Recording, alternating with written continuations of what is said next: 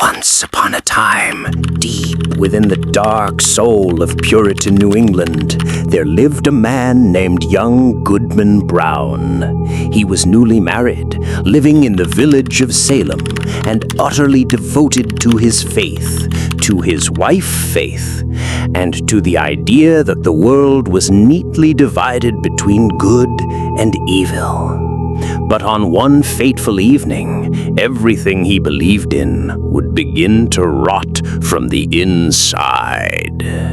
The sun had just begun to sink behind the trees when Goodman Brown kissed his sweet Faith goodbye.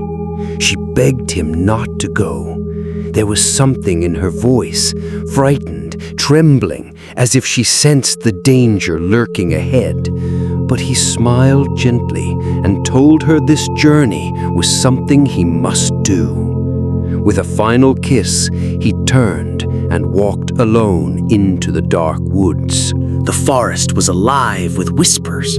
Branches creaked like bones, and every shadow seemed to stretch with malevolence. Then, from behind a tree, a man appeared, tall, cloaked, and holding a staff shaped like a serpent. His face was strange. He looked oddly like Goodman Brown himself, older, twisted. The man smiled and said, "You're late." Goodman flinched. "I shouldn't be here," he replied. "My father never walked this path." The man laughed, a cold, slithering laugh, and whispered, "Your father did, and so did your grandfather. You're no different." He offered Goodman the snake staff, and as it twitched in his hands, the forest seemed to lean in closer. Still, Goodman hesitated, caught between duty and darkness. But the deeper he went, the more he saw. First, he saw Goody Cloyce, his old catechism teacher, a woman of great piety, talking with the dark figure. She called the devil by name and laughed as she conjured potions. Then he saw the town minister and the deacon walking the path of the damned, each man he'd trusted now exposed in the red glow of firelight as servants of evil. Goodman Brown wanted to scream, but no sound escaped. The forest was mocking him. The trees twisted like claws, and every familiar face now looked like a mask.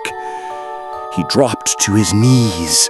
"Is there no good upon this earth?" he cried. "Is Faith herself corrupted?" The wind answered with the faint, delicate sound of laughter. A woman's laughter. His wife's. Panicked, he ran, branches tearing at his skin, whispers swarming his mind, until he reached a clearing bathed in red light. There stood a grotesque altar, surrounded by those he knew, neighbors, family, friends, all in the grasp of evil. Then, stepping from the shadows, Faith. Her pink ribbons fluttered in the infernal wind, her eyes wide and innocent, or were they? The devil welcomed them both. "Tonight," he said, "you shall know the secret of all mankind, that evil is the nature of man, and your eyes shall be opened." He reached toward them, beckoning them to the unholy baptism. "Take her hand," he whispered. Goodman Brown reached out, trembling. His fingers brushed hers, and in that moment, he screamed. The world shattered. The fire vanished. The clearing disappeared. He was alone, cold, standing in the forest at dawn. Had it all been a dream? A vision? Or had the devil granted him a terrible glimpse of the truth? Goodman Brown returned to Salem, changed forever. He looked at his wife and saw only a mask.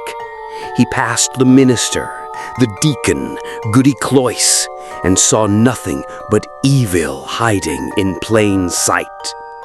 He no longer smiled. He no longer prayed. He no longer trusted. He lived the rest of his life in shadow, afraid, bitter, alone.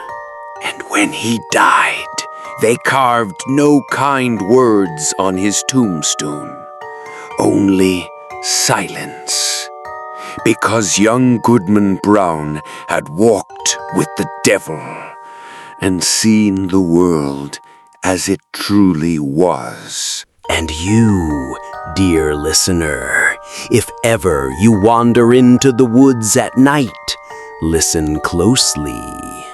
The wind still carries his cries, because once you see the darkness in others, you can never unsee the darkness within yourself.